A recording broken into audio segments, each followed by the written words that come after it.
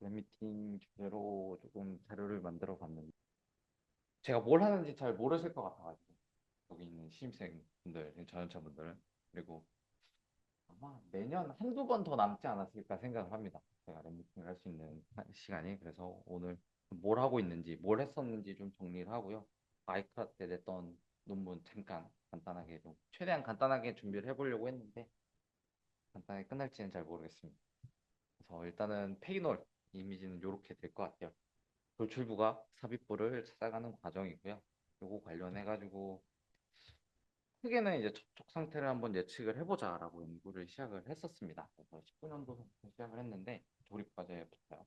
그래서 처음에는 어떻게 하면은 좀 이 접촉 상태를 잘 묘사를 할 수 있을까, 어떤 방법으로 묘사를 할 수 있을까를 고민을 많이 했었어요.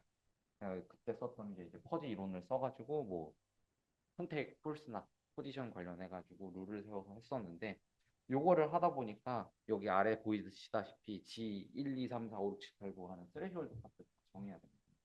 이게 좀 매뉴얼 튜닝이라서 많이 힘들고 좀 이렇게 좀 시행착오가 많이 겪어가지고 아 이거를 어떻게 좀 간단하게 할 수 있을까, 이런 스레시홀드를 잡는 과정을 어떻게 하면 없앨 수 있을까 고민을 하다가 이제 가우시안 믹스처 모델을 활용을 해가지고 RAL에 제출했던 논문이 하나 있었고요. 요걸 또 하다 보니까 아, 왜 이렇게 모든 데이터를 다 모아야 되지? 이거를 조금 데이터를 좀 간략하게 그러니까 간략하게 축소돼 가지고 간편하게 모아가지고 이 상태의 예측을 할 수 없을까라는 고민을 하다 보니까 이제 최근에 이제 그 내용을 작년서부터 틈틈이 정리를 하다가 올해 좀 맘먹고 기회가 돼가지고 아이크라에 정리했던 게 하나 있고요. 다음에 또 다른 거로는 조금 더 확대를 해보면 빨간 선이 하나 보이실 거예요. 이게 이제 위치 오차를 극복해가지고 위치를 찾아가는 건데 이런 탐색 궤적을 생성하는 연구도 했었습니다. 그래서 이거는 이제 듀얼 스파이럴이라고 해서 듀얼 패기너 콘센트 같은 거.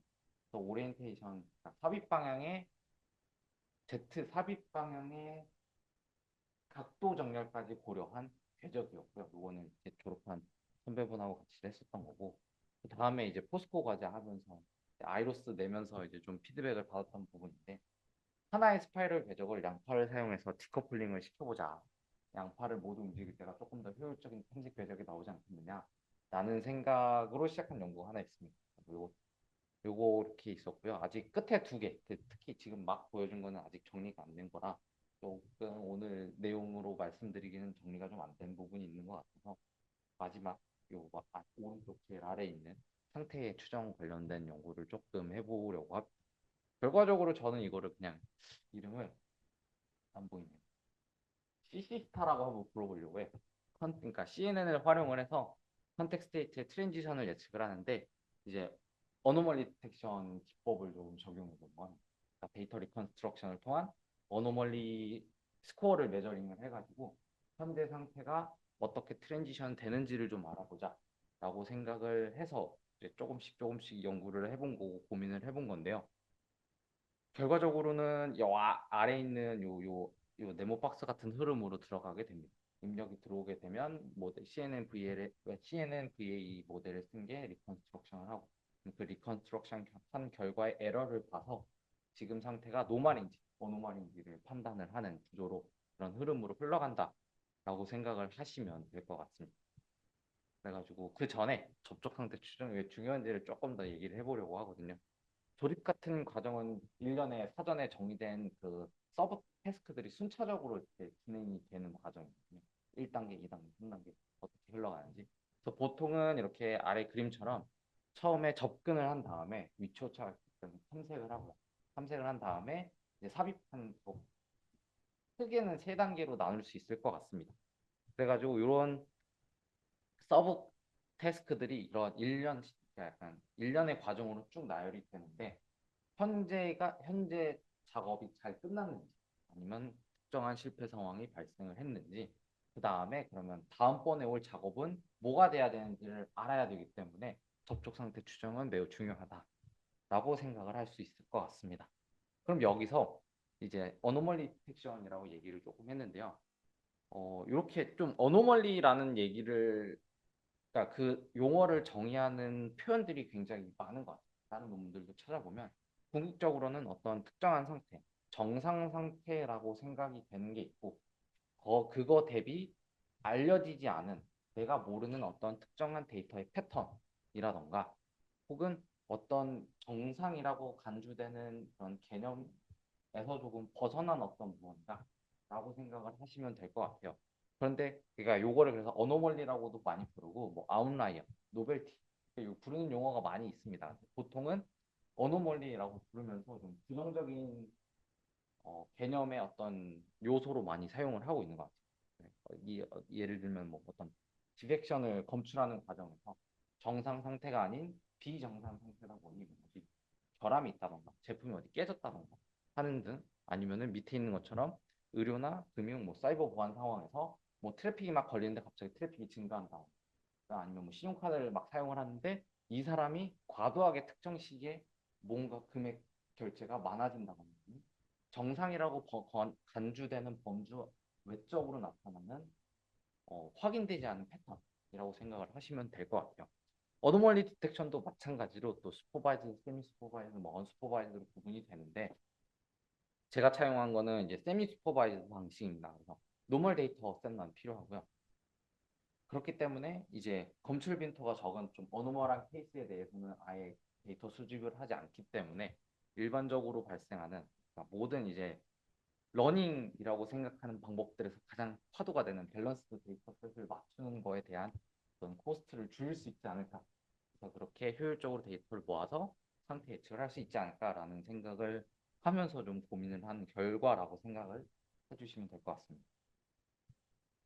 대충 구조는 이렇게 간략하게 나타낼 수 있을 것 같아요. 이제 요거는 이제 입력 데이터를 이제 복원하는 과정의 모델이고요. 이제 엔코더, 디코더 그 내용을 채용을 해서 입력 데이터를 멀티베리 타임 시리즈로 생각을 했습니다.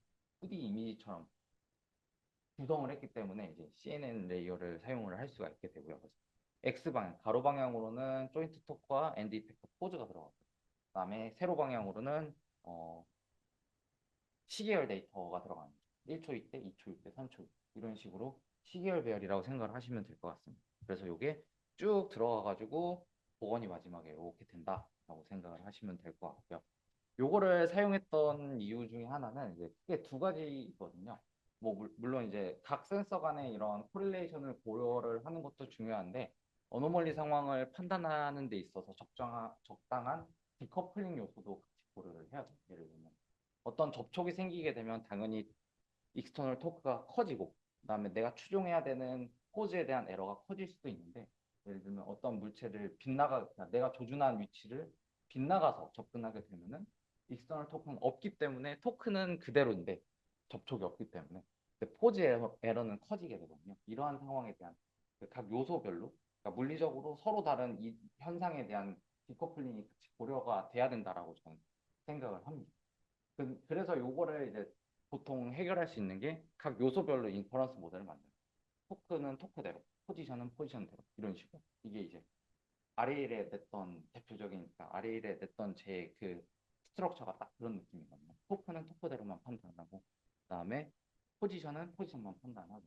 근데 요거를 이제 이게 저는 개인적으로 너무 마음에 안 들어서 어떤 하나의 유니파이드 된 그거를 만들고 싶었어요. 그렇게 되는데 유니파이드가 되면서부터 어떤 적정한 디커플링까지 고려가 될 수 있는 이게 뭐가 있을까 생각을 하다가 여기 오른쪽처럼 약간 스틱을 쓰게 됐거든요. 이렇게 하게 되면은 여기는 이제 센서 1번, 노란색은 센서 2번 그 사이에 이제 000 이렇게 넣어가지고 커널이 쭉 지나갈 때 여기 있는 것처럼 이제 이런 식으로 섞이지 않게끔 구분을 하려고 했습니다. 이렇게 되면 이종 센서 간의 입력도 적정하게 디커플링이 되고요. 하지만 인접한 센서 밸류에 대한 것들은 당연히 코릴레이션을 고려하게 되고 시간축으로부터의 코릴레이션도 다 고려를 하게 되지만 이제 조인트 토크와 엔드 이펙터 포즈에 대한 디커플링이 일어나게 되는 구조라고 생각을 해서 이렇게 되면 모델도 간편해지지 않을까 유니파이드된 모델을 만들려고 하는 목표에 좀 부합하지 않을까라고 생각을 해서 좀 이런 식으로 트릭을 써봤습니다.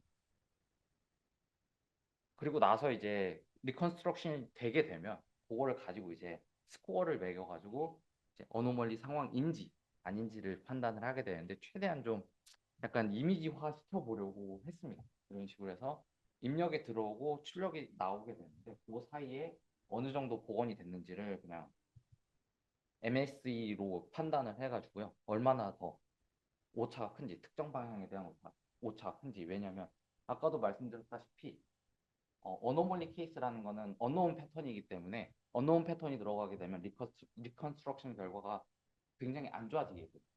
그러면 그 결과값과 실제 인풋 사이에 큰 차이가 생기게 되고 그 큰 차이가 발견되는 순간이 이제 비정상 상태다라고 판단하는 시점이 되는 거죠. 그렇게 해가지고 이제 도메인 널리지를 바탕으로 해서 최종 출력을 결정한다라고 생각을 했는데 적어놓긴 했는데 궁극적으로는 그냥 룰입니다. 수가 큰지 포지션이 큰지 그럼 그 사이에서 누가 더 중요한지 어떤 작업에서는 뭐가 더 중요하고 탐색 작업에서는 뭐가 더 중요하고 이런 식의 좀 요 상황에 맞는 도메인 널리지가 들어가면서 그러면 현재 상태가 뭐고 그러면 이 상황에서는 어떤 다음 상태가 어떻게 변했는지 이렇게 판단할 수 있는 역할을 해주는 게 어노멀리 디텍터라고 생각을 해주시면 될 것 같습니다. 여기서 보면은 또 엘리먼트 와이즈 프로토콜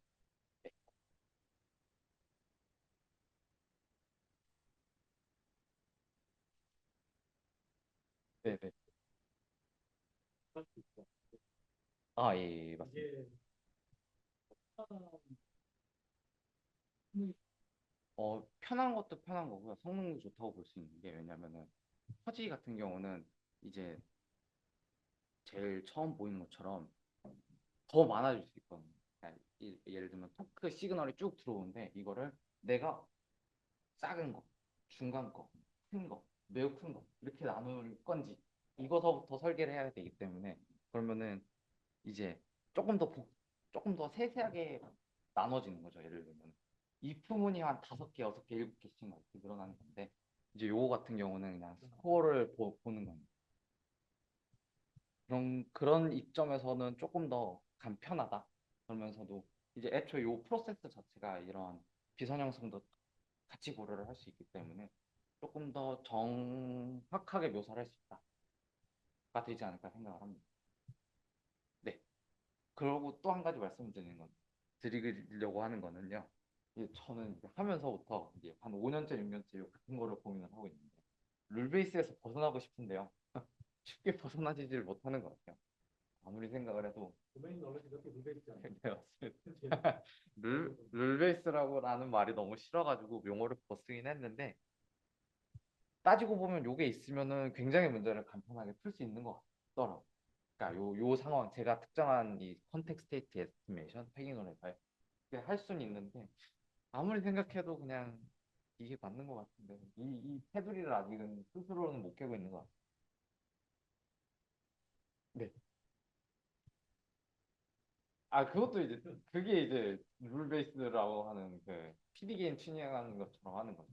그래서 일반적으로 한번 노멀 데이터 셋이라고 해가지고 그냥 그 노멀한 케이스만 모은 다음에 실제로 한번 시퀀스를 그러니까 풀 조립 시퀀스를 한번 쭉 스크린을 시켜보고 거기서 이제 이각 요소별로 값이 얼마큼 치는지를 봐가지고 그냥 결정을 했어요. 사실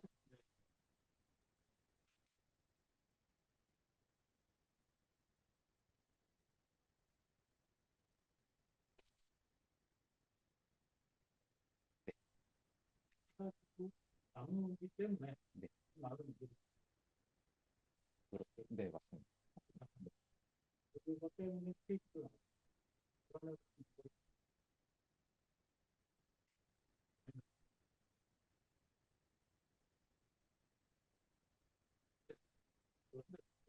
그 네, 그런 걸 시도를 해봐야 되는 네네 맞습니다. 그런 시도는 엔드투엔드에 대한 아직까지는 저도 그 부분을 공부해보지는 못해가지고요. 그게 네. 아니라 연구를 발는 예, 그쵸. 연구 결과는 아직.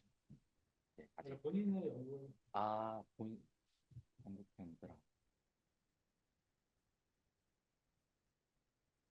있을 수도 있을 것 같아요. 아마 이제, 이제 뭐 카메라 위치나 네네. 이런 것들 보면서 할 가능성이 네, 맞습니다. 카메라 이미지를 근데 안 보면서도 할 수도 있잖아. 지금 보면 안 보면서 하잖아. 네, 그러니까 맞습니다. 투 데이터나 위치 데이터만 주고 네, 그냥 계속 넣는 거죠. 네, 네. 그런 시도를 하는 사람들도 있을 것 같아요. 보통은 이제 그런 게 이제 러닝 프롬 데몬스트레이션 이런 쪽에서 그냥 처음서부터 그냥 끝까지 다 해서 하는 것들이 있기는 합니다. 그 부분에 대해서 그러니까 그런 연구에 대해서는 그냥 그런 류의 연구들에 대해서는 이 지금 제가 얘기한 것처럼 각 스테이트에 대한 뭔가 세세한 구분 없이 요이 땅 해가지고 성공 이렇게 끝나는 것 같습니다. 아니면 시작하고 실패 이렇게 끝나는 것 같습니다. 보통. 내 생각에는 지금 이거는 그래도 되게 웰 디자인된 문제니까 네, 네, 이렇게 하는 게 충분히 좋을 것 같거든요. 네 맞습니다. 그럴 것 같은데 네, 네. 그래도 그 비교를 해볼 수도 있지 않을까.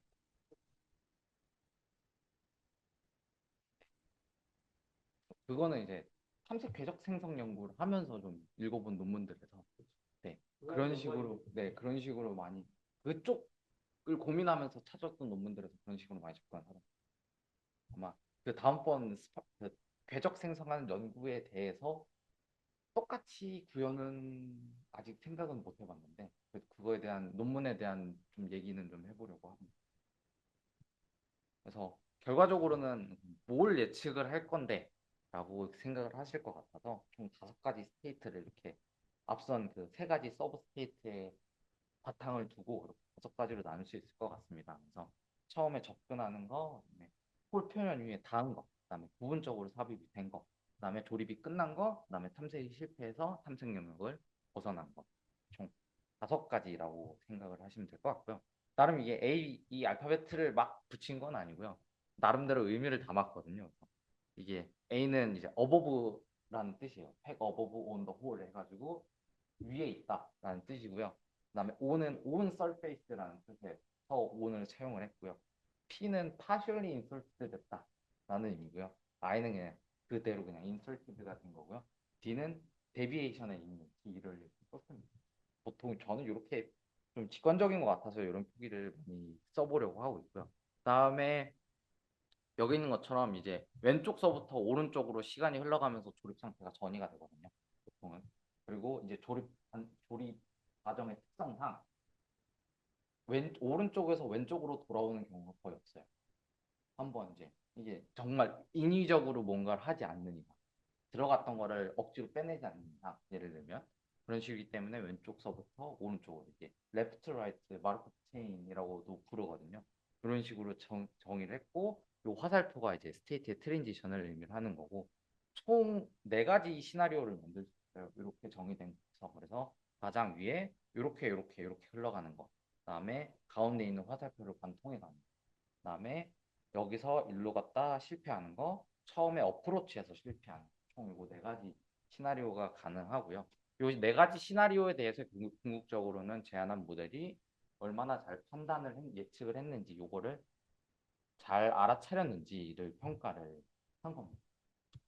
왜냐하면 이제 한번 풀 시퀀스 조립이 시작이 되게 됐을 때 이 각각의 스테이트들이 되게 빈번하게 나타나서 그러니까 10번 시도를 하게 되면 예를 들면 그러니까 두 번째 성공 시나리오가 10번이 나타나게 됐다 하면은 제가 스코어링 해야 되는 제가 채점을 해야 되는 스테이트가 40개가 되거든요. 근데 제가 이걸 50번을 했으니까 그럼 각각에 대해서 이제 너무 많은 뭐랄까요?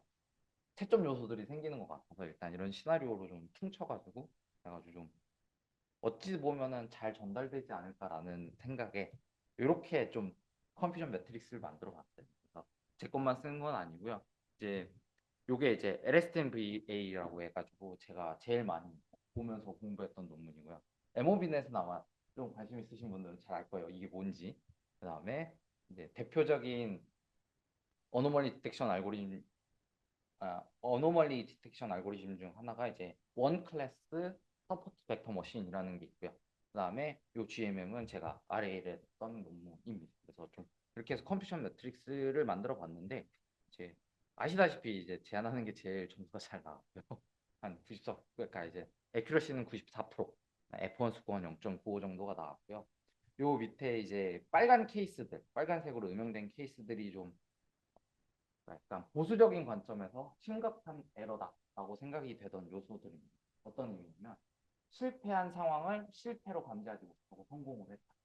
그러니까 성공한 상황을 실패로 인식하면은 다시 한번 시도를 해가지고 뭔가 이제 정말 큰 멀펑션 없이 조립이 수행이 될 수 있는데 실패한 상황을 성공했다라고 인식하게 되면은 정말 큰 문제가 벌어지거든요. 그러니까 쉽게 얘기하면 암이 걸린 환자가 있는데 이 암에 걸린 환자를 암에 걸리지 않았다고 진단을 내리는 상황이라고 생각을 하시면 돼요. 조립이 실패했는데 조립이 성공했다고 인식하는 경우. 그러니까 그런 상황이라고 생각을 하시게 되면 그 빨간색으로 음영된 친 부분들이 좀 심각한 케이스라고 생각을 하시면 될 것 같아요. 이게 이제 위에 제한하는 거 빼고 세 개는 뭐 한 개 정도가 생겼고요. 그다음에 원 클래스 서포트 벡터 머신 같은 경우는 한 네 개 정도 조금 심각한 실패 케이스가 생겼다라고 생각을 해주시면 될 것 같습니다. 그래서 요거는 이제 리컨스트럭션한 결과를 나타내고 있습니다. 그래서 이제 공간이 좁고 이제 데이터가 이제 10차원이거든요. 플롯하기는 좀 힘들어서 이제 위에가 이제 세 번째, 그러니까 로봇의 세 번째 관절 토크, 그다음에 여섯 번째 관절 토크, 조립 방향, Z 방향의 포지션, 그다음에 요거는 이제 그 A 디스크를 나타냅니다. 그래서 이렇게 보시면 될 것 같아요. 옵저베이션이 파란색인데 옵저베이션을 리컨스트럭션이 잘 따라가면은 되는 거고요. 어노멀리 스테이트 상황에서 언노운 패턴이 나타나게 되면 이 리컨스트럭션 커브가 그 옵저베이션을 잘 못 따라가는 거죠. 왜냐면 내가 학습한 노멀 데이터셋에서 나타나지 않는 패턴이니까. 그리고 이제 마이너스 1 플러스 1 이거를 이렇게 노멀라이즈 했기 때문에 마이너스 1을 마이너스 1 플러스 1을 경계로 넘어가는 값들에 대해서는 다 언노운 패턴이라고 생각을 하시면 될 것 같아요. 그 경계를 넘어가는 값들에 대해서는 이제 특히나 여기 있는 것처럼 좀 두드러지게 복원을 못하는 거죠. 여기도 보면은 요 1 마이너스 1 근처 값에 갔을 때는 이제 잘 복원을 못하는 경우가 나타납니다. 여기 1.5초쯤에서 언어는 스코어가 되게 크네. 아, 예. 요게 이제 이게 이제 서로 다른 컨텍 스테이트이기 때문에요. 그러니까 요게 한번 탁 튀면서 스테이트가 전환이 됩니다. 이제 어프로치 아, 테스크에서 이제 여기 보시면은 요 부분에 대해서 이제 리컨스트럭션 결과가 안 좋거든요. 요 부분에 의해서 요 AD 스코어가 갑자기 탁 튀게 되고요.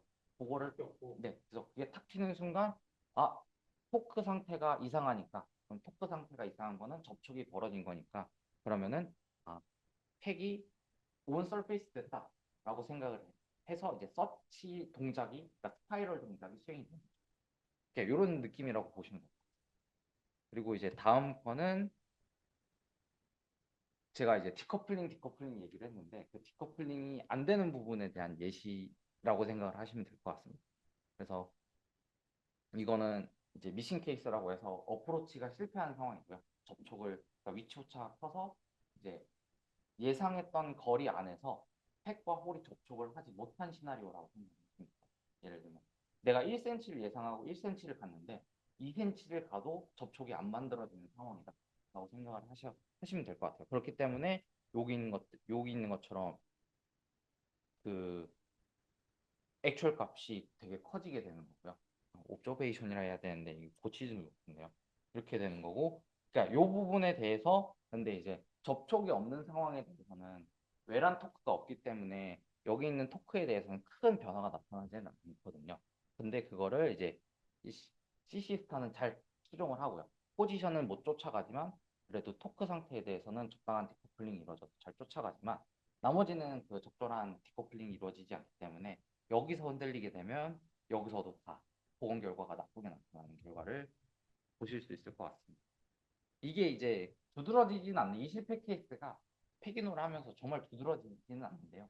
만에 하나 저스틴 케이스 같은 경우로 생각을 해주시면 될 것 같습니다.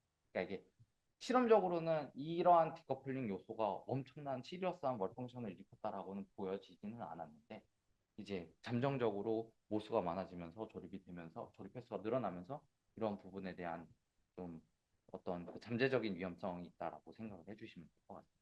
그러니까 이런 면에서 좀 내부적으로는 이제 알고리즘 내부적으로 내적인 측면에서는 조금 더 개선됐다라고 얘기를 저는 하고 있습니다. 그래서 요거는 이제 동영상 하나를 간단하게 만들어 봤습니다. 요거까지 제출하는 거로 아이카 제출이 끝났는데